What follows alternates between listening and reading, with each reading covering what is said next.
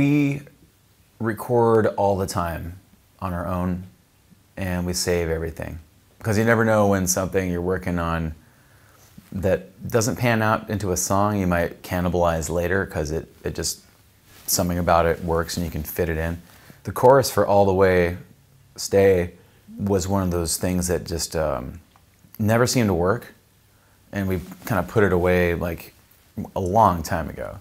When we were working on material for Surviving, we had the verse part of it, which was, you know, kind of like a start-stop thing, and then it was like, well, feels like it should open up and kind of get going here, but oh, you know what would work is this crazy old idea that would, you know, and we just kind of took it, put it in, it was like the same key, and you know, the melody fit, and it just worked. Who really says they hope they'll meet the one for the first time at a bar drinking early?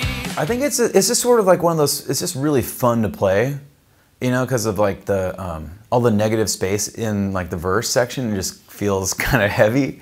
Even though it's like a fun, kind of uplifting sort of tune, it's like the heaviness of the start-stop riff part is just fun to play. Like on the day we recorded it, we kind of like, the way we record is, you know, we'll do the drums first, and then the bass, and then the guitars, and then the vocals. So like the days are spread out. But I think just from a, you know, from a drum perspective, it's a fun rhythmic song because of like what Jim was saying, is like that negative space, and that's the simplicity of just like the kick drum and the flams and the snare. So honey, if you stay, hey, we go all the way. In the 80s, there'd always be some ripping like solo or lead that comes in right as your song's fading out. So it's like, but what James from Fitz The Tantrums plays sax on it. Like what he ended up doing was so cool, he just kept the whole thing we were gonna fade out.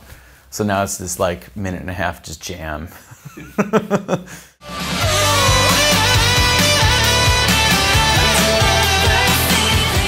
Everybody's trying to present themselves in a maybe a heightened state of perfection, like with everyone, you know, all social media, dating apps, you know, it's like you're constantly trying to present this higher version of you, and when you get a chance to connect with somebody in real life, then you are constantly struggling to live up to that. And you know, I guess like I just said, the song is about like trying to lead with your authentic self, because then there's none of that trying to live up to some imaginary expectation that was never real to begin with.